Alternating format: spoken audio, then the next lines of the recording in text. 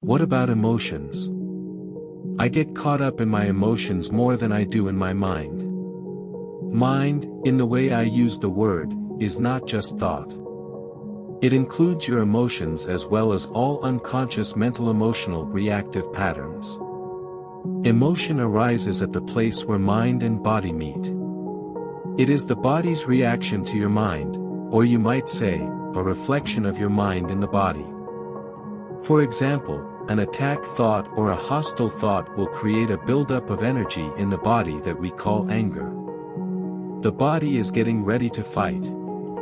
The thought that you are being threatened, physically or psychologically, causes the body to contract, and this is the physical side of what we call fear. Research has shown that strong emotions even cause changes in the biochemistry of the body. These biochemical changes represent the physical or material aspect of the emotion. Of course, you are not usually conscious of all your thought patterns, and it is often only through watching your emotions that you can bring them into awareness. The more you are identified with your thinking, your likes and dislikes, judgments and interpretations, which is to say the less present you are as the watching consciousness, the stronger the emotional energy charge will be, whether you are aware of it or not. If you cannot feel your emotions, if you are cut off from them, you will eventually experience them on a purely physical level, as a physical problem or symptom. A great deal has been written about this in recent years, so we don't need to go into it here. A strong unconscious emotional pattern may even manifest as an external event that appears to just happen to you. For example, I have observed that people who carry a lot of anger inside without being aware of it and without expressing it are more likely to be attacked, verbally or even physically, by other angry people, and often for no apparent reason. They have a strong emanation of anger that certain people pick up subliminally and that triggers their own latent anger. If you have difficulty feeling your emotions, start by focusing attention on the inner energy field of your body. Feel the body from within. This will also put you in touch with your emotions. We will explore this in more detail later. You say that an emotion is the mind's reflection in the body. But sometimes there is a conflict between the two, the mind says, no, while the emotion says, yes, or the other way around. If you really want to know your mind, the body will always give you a truthful reflection, so look at the emotion, or rather feel it in your body. If there is an apparent conflict between them, the thought will be the lie, the emotion will be the truth. Not the ultimate truth of who you are, but the relative truth of your state of mind at that time. Conflict between surface thoughts and unconscious mental processes is certainly common. You may not yet be able to bring your unconscious mind activity into awareness as thoughts, but it will always be reflected in the body as an emotion, and of this you can become aware. To watch an emotion in this way is basically the same as listening to or watching a thought, which I described earlier. The only difference is that, while a thought is in your head, an emotion has a strong physical component and so is primarily felt in the body. You can then allow the emotion to be there without being controlled by it. You no longer are the emotion, you are the watcher, the observing presence. If you practice this, all that is unconscious in you will be brought into the light of consciousness. So observing our emotions is as important as observing our thoughts. Yes. Make it a habit to ask yourself, what's going on inside me at this moment? That question will point you in the right direction. But don't analyze, just watch. Focus your attention within. Feel the energy of the emotion. If there is no emotion present, take your attention more deeply into the inner energy field of your body. It is the doorway into being. An emotion usually represents an amplified and energized thought pattern, and because of its often overpowering energetic charge, it is not easy initially to stay present enough to be able to watch it. It wants to take you over, and it usually succeeds, unless there is enough presence in you. If you are pulled into unconscious identification with the emotion through lack of presence, which is normal, the emotion temporarily becomes you. Often a vicious circle builds up between your thinking and the emotion, they feed each other. The thought pattern creates a magnified reflection of itself in the form of an emotion, and the vibrational frequency of the emotion keeps feeding the original thought pattern. By dwelling mentally on the situation, event, or person that is the perceived cause of the emotion, the thought feeds energy to the emotion, which in turn energizes the thought pattern, and so on. Basically, all emotions are modifications of one primordial, undifferentiated emotion that has its origin in the loss of awareness of who you are beyond name and form. Because of its undifferentiated nature, it is hard to find a name that precisely describes this emotion. Fear comes close, but apart from a continuous sense of threat, it also includes a deep sense of abandonment and incompleteness.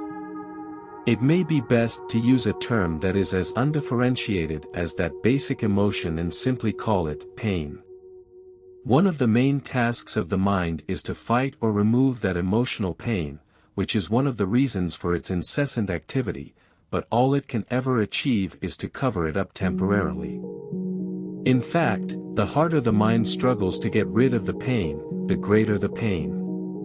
The mind can never find the solution, nor can it afford to allow you to find the solution, because it is itself an intrinsic part of the problem. Imagine a chief of police trying to find an arsonist when the arsonist is the chief of police. You will not be free of that pain until you cease to derive your sense of self from identification with the mind, which is to say from ego. The mind is then toppled from its place of power and being reveals itself as your true nature. Yes, I know what you are going to ask. I was going to ask, what about positive emotions such as love and joy? They are inseparable from your natural state of interconnectedness with being. Glimpses of love and joy or brief moments of deep peace are possible whenever a gap occurs in the stream of thought. For most people, such gaps happen rarely and only accidentally, in moments when the mind is rendered speechless, sometimes triggered by great beauty, extreme physical exertion, or even great danger. Suddenly, there is inner stillness. And within that stillness there is a subtle but intense joy, there is love, there is peace. Usually, such moments are short-lived, as the mind quickly resumes its noise-making activity that we call thinking. Love, joy, and peace cannot flourish until you have freed yourself from mind dominance. But they are not what I would call emotions.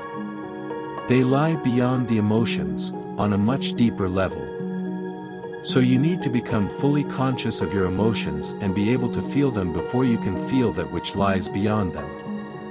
Emotion literally means disturbance. The word comes from the Latin emovere, meaning to disturb.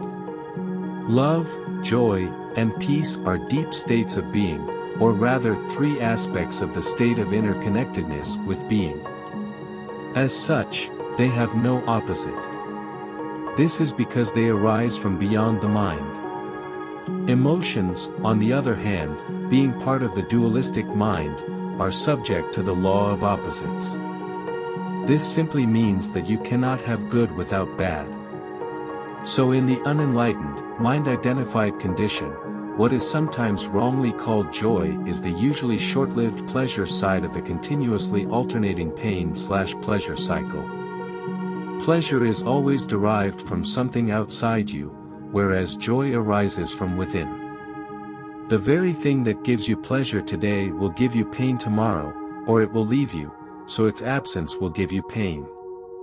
And what is often referred to as love may be pleasurable and exciting for a while, but it is an addictive clinging, an extremely needy condition that can turn into its opposite at the flick of a switch.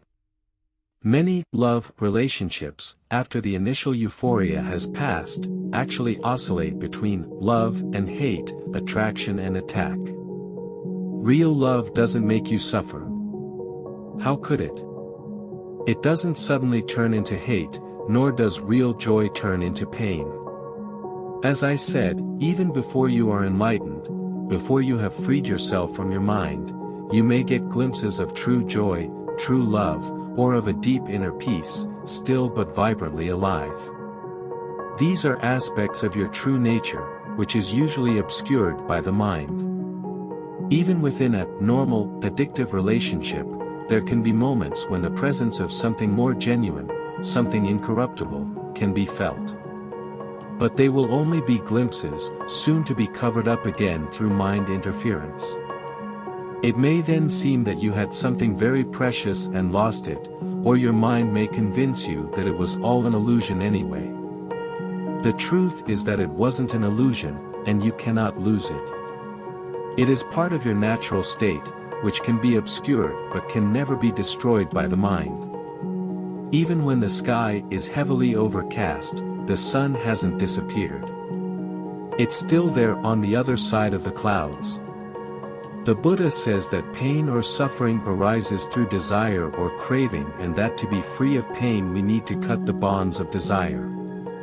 All cravings are the mind seeking salvation or fulfillment in external things and in the future as a substitute for the joy of being.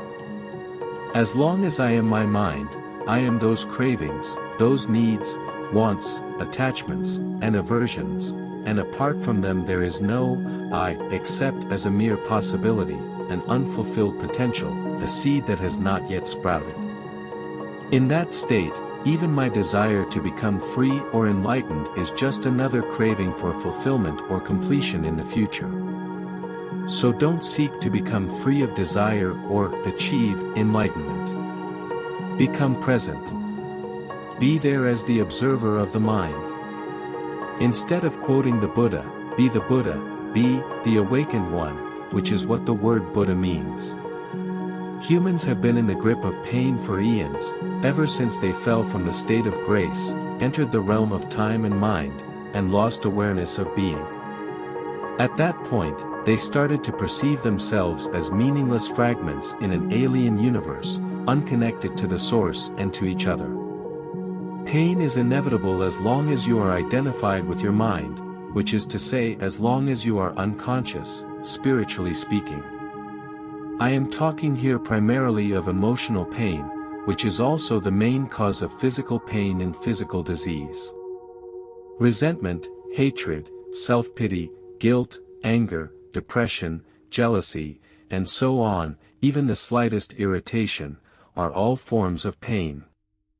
And every pleasure or emotional high contains within itself the seed of pain, its inseparable opposite, which will manifest in time. Anybody who has ever taken drugs to get high will know that the high eventually turns into a low, that the pleasure turns into some form of pain.